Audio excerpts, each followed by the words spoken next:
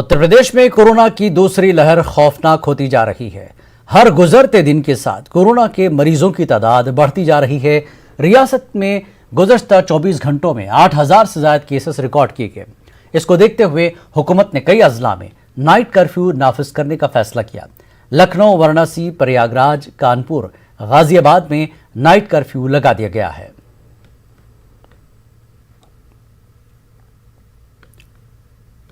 कानपुर में 8 अप्रैल से रात का कर्फ्यू नाफिज करने का ऐलान किया गया। कानपुर में रात 10 बजे से सुबह 6 बजे तक का नाइट कर्फ्यू नाफिज रहेगा। अगली हिदायत तक रात का कर्फ्यू जारी रहेगा। आज सुबह से ही पुलिस के जवान शहर के चौक चौराहों पर मास्क को लेकर चेकिंग करते नजर आए।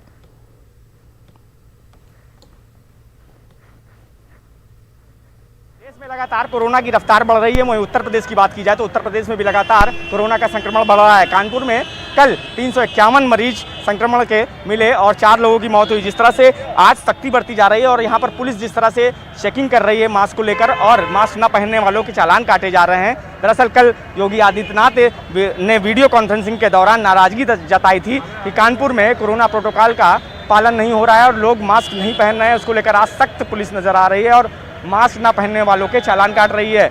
आज से डीएम ने आदेश दिए हैं कि रात्रि में 10 बजे से सुबह 6 बजे तक नाइट कर्फ्यू रहेगा। कानपुर से संदीप सविता, न्यूज़ 18 उर्दू। मेरठ जिले के नगर निगम हलकों में रात का कर्फ्यू नाफिज कर दिया गया है। मेरठ जिला इंतजामिया ने रात 10 बजे से सुबह 5 बजे तक कर्फ्यू नाफिज करने का फैसला लिया। डीएम के बालाजी ने 18 अप्रैल तक रात का कर्फ्यू नाफिज करने से मुतल्लक अहकामात जारी कर दिए।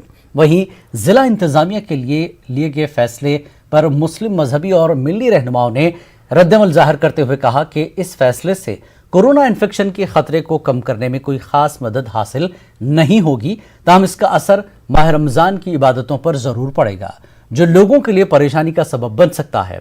नायब शहर काजी ने जिला इंतजामिया से औकात में रियायत का मुतालबा किया है। माह रमजान में तरावीह को पेश नजर रखते हुए रात 10 बजे के बजाय 11 बजे से कर्फ्यू नाफिज करने का मुतालबा किया।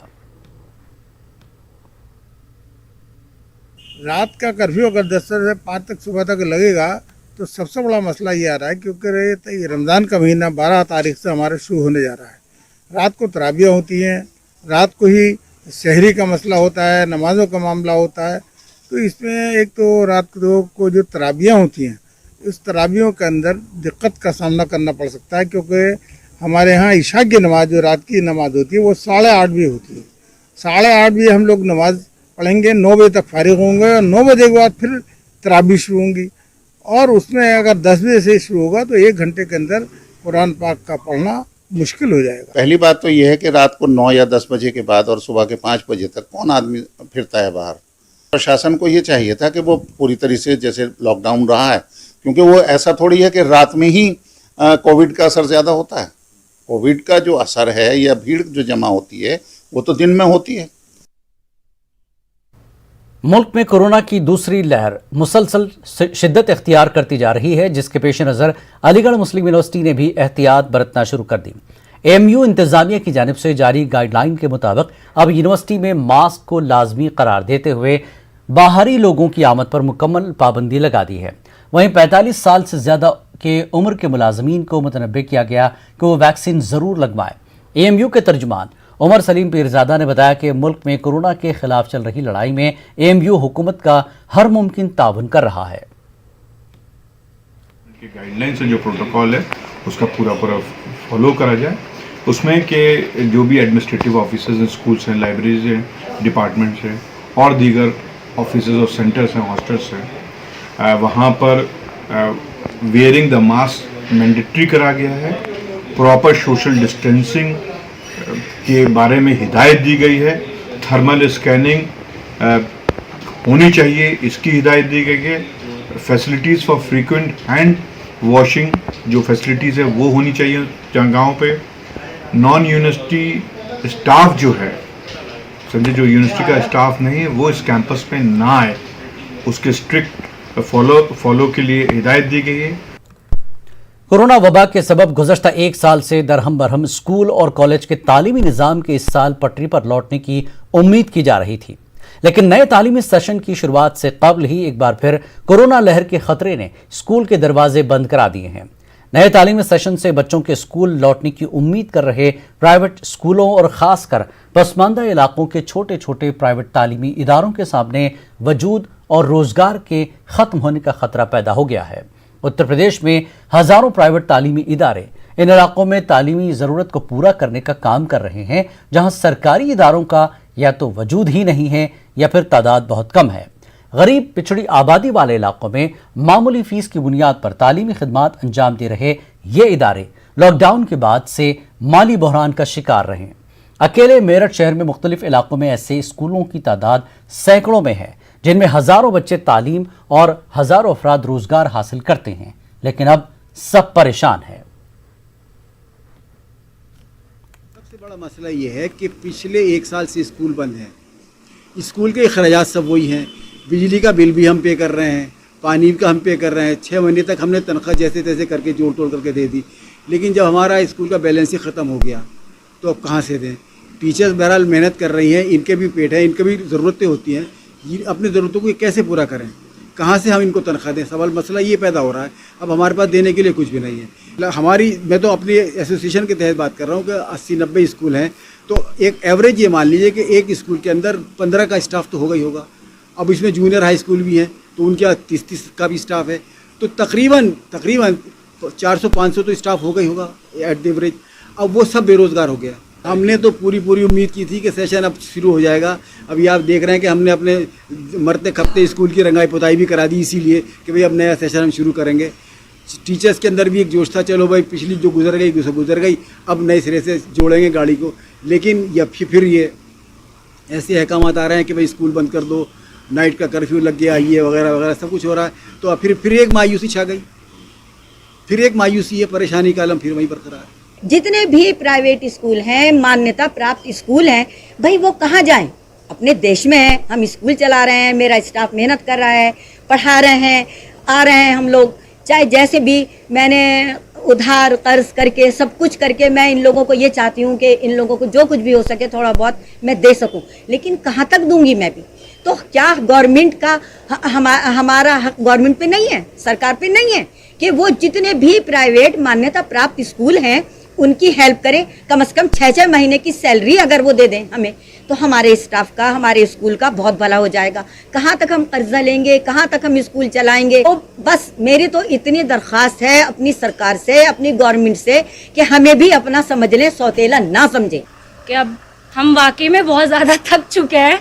1 साल हमने बहुत एडजस्ट कर लिया है, बहुत ज़्यादा हमारी मैम ने भी, हमने भी बहुत एडजस्ट कर लिया, लेकिन अब हमसे नहीं हो पा रहा है।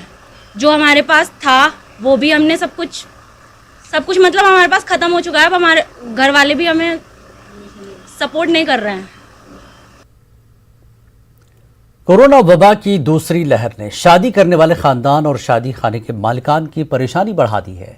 गाजियाबाद में शादी खाने की बुकिंग और शादी की दूसरी तैयारी में कोरोना और बंदिशों की वजह से काफ़ी दिक्कतों का सामना करना पड़ रहा है। बैंड बाजे से जुड़े अफराद भी बदहाली के शिकार हैं।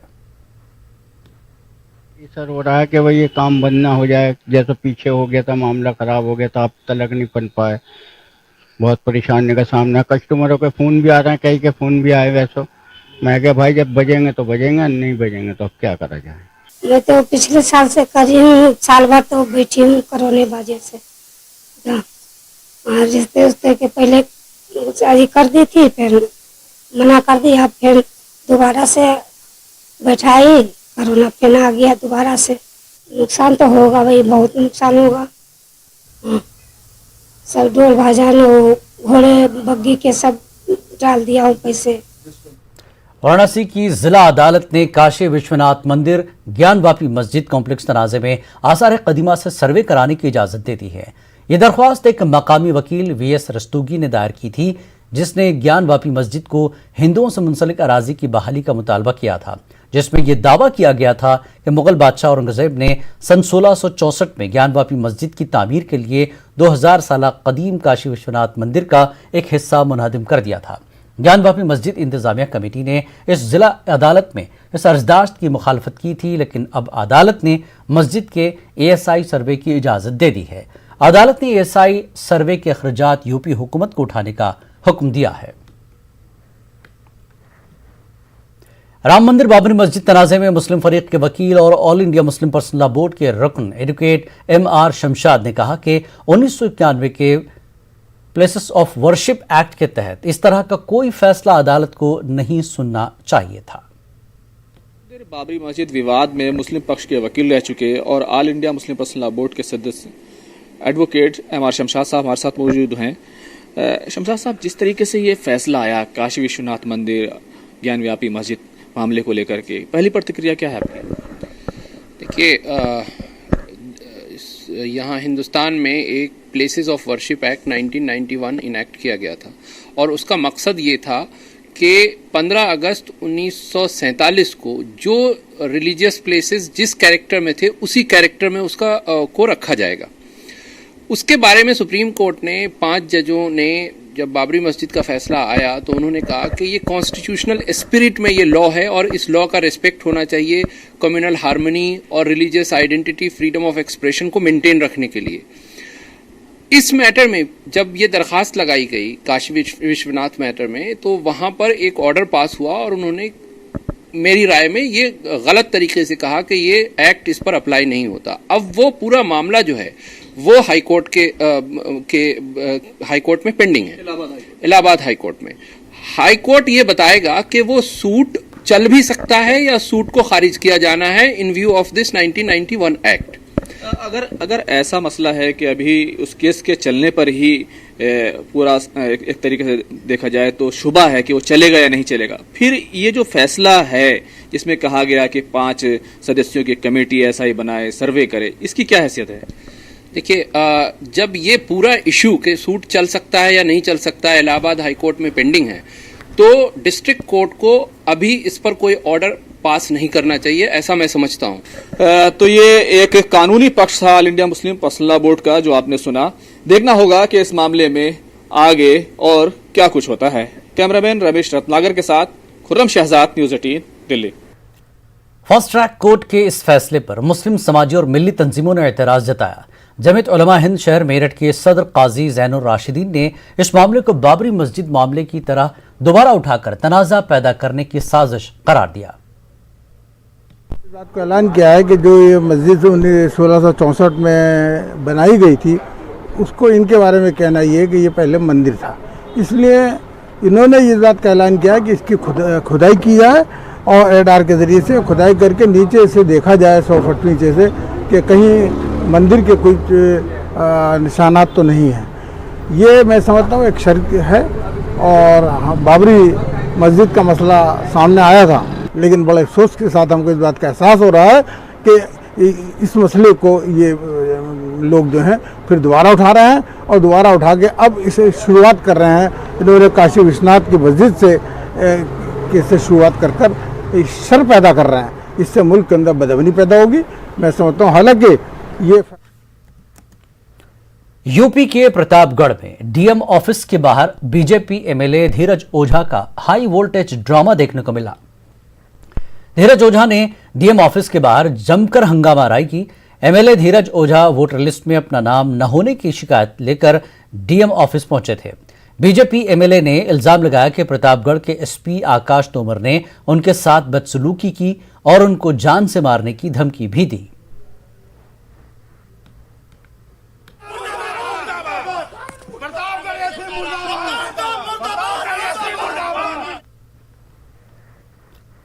यूपी में 15 अप्रैल से शुरू होने वाले पंचायत चुनाव के लिए इस बार सिक्योरिटी के गैर मामूली इंतजाम किए गए हैं। इस बार पंचायत चुनाव की निगरानी मध्य प्रदेश और यूपी पुलिस मुश्तरका तौर पर करेगी। रियासत मध्य प्रदेश की सरहद से लगने वाले अजला में सिक्योरिटी के सख्त इंतजाम करने का फैसला किया गया है। चुनाव के दौरान सरहदी अजला पर मंशियात, गैर कानूनी कैश मनी, असलहा और समाज मुखालिफ अनासर को रोकने के लिए एमपी और यूपी पुलिस की आला सतह की मीटिंग इलाहाबाद में मुनक्किद हुई।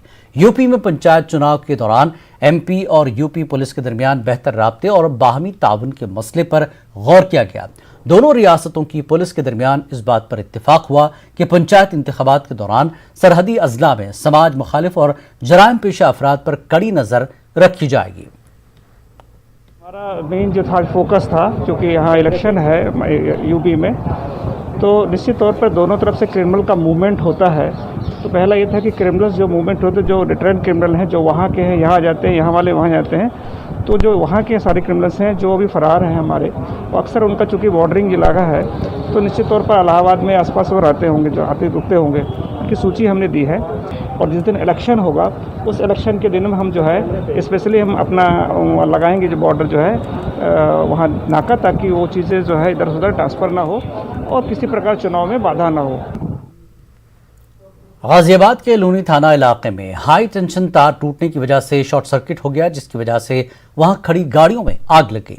आग इतनी शदीद थी कि देखते ही देखते दर्जनों गाड़ियां आग की नजर हो गईं। काफी मशक्कत के बाद फायर ब्रिगेड के अमले ने आग पर काबू पाया। गाड़ी लेकर आ रहा था, थाने में आग लगी हुई थी, उससे पतंगा डल गया। मुझे साइड वाले गाड़ी वाले ने बताया कि तेरी गाड़ी में आग लगी। जब मैंने गाड़ी में क्या सामान था आपके? मिक्सी मशीन वगैरह थी, मिक्सी मशीन। मैंने गाड़ी यहाँ थाम दी थी, साइड में लगाई, माल उतारा, दूसरा ड्राइवर आया, पलटने की कोशिश की, गाड़ी ये शॉर्ट सर्किट से ऊपर से काफ़ी 2-3 बिजली के तार गए हुए थे। उसमें अचानक एक पक्षी के जो है फंसने से उसकी स्पार्किंग से जो है अचानक नीचे घास फूस और गाड़ियाँ थी, उसमें आग लग गई। आग पर तत्काल जैसे ही सूचना मिली, यहाँ की गाड़ी लोनी में जो मौजूद थी उसने बुझाना कार्रवाई प्रारंभ किया। उसके बाद क्योंकि साहिबाबाद फायर स्टेशन और वैशाली से आई गाड़ियाँ और आकर के आग को बुझाया। लगभग 1 घंटे। रेल में बगैर टिकट सफर करने वालों की गिरफ्तारी आपने सुनी होगी, लेकिन जब टिकट चेक करने वाले ही फर्जी बन जाए तो मुसाफिरीन क्या करें। ऐसा ही एक मामला अलीगढ़ में सामने आया, जहां फर्जी तरीके से टिकट चेक करने वाले एक शख्स को गिरफ्तार किया गया, जो नॉर्थ ईस्ट एक्सप्रेस में लोगों से टीटी बनकर टिकट और आईडी चेक कर वसूली कर रहा था। जिसकी शिकायत हुई तो ट्रेन में सफर कर रहे असली टीटी ने इसको पुलिस के हवाले करवा दिया। माहवारी एक फितरी अमल है। माहवारी स्वच्छता इंतजामिया की बेदारी की कमी की वजह से इसे गंदगी माना जाता है। इस मसले का हल करने के मकसद से नोएडा के एमिटी इंटरनेशनल स्कूल के तलबा ने एक समाजी मुहिम परवाह कीर्ति चलाई है, जिसका मकसद लड़का लड़की दोनों में पीरियड्स को लेकर बेदारी को बढ़ाना है। हमें माहवारी एजुकेशन और ताकतवर बनाने के लिए एक साथ आना चाहिए, ताकि हमारी लड़कियां इससे निजात हासिल कर सकें। इस मुहिम से जुड़े और पीरियड स्वच्छता को स्कूल के निसाब का हिस्सा बनाने के लिए अर्जी पर दस्तखत करें, इस पहल में शामिल हों और प्राइड काम पर अपील करें, या पीरियड स्वच्छता तालीम को स्कूल के निसाब का हिस्सा बनाने के लिए 9999671283 पर एक मिस कॉल करें। वक्त एक ब्रेक के बाद फिर लौटेंगे।